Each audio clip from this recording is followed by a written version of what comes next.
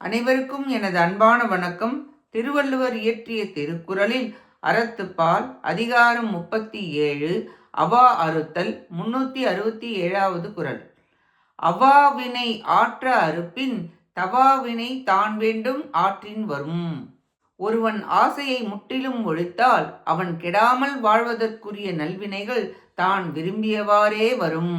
ஒருவன் ஆசையை முற்றும் மறுத்துவிட்டால் அவன் விரும்பிய அழியாத முக்தி நெறியும் விரதமும் ஞானமும் உடம்பு வருந்தாத வழி முழுவதும் மிக எளிதாய் நன்றாக வரும்.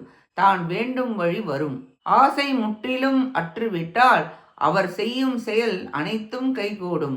அவா அறுத்தால் மற்றெல்லாம் தானே வரும். மற்றவர்கள் உடல் வருந்தி செய்வர் விரதங்கள் போன்றவை. அவா அறுத்தால் உடல் வருத்தாமல் அனைத்தையும் பெற்றுக்கொள்ளலாம் என்று விளக்குகிறார். இக்குறளால் அவா அறுத்தலின் சிறப்பு கூறப்பட்டது. நன்றி, வணக்கம்.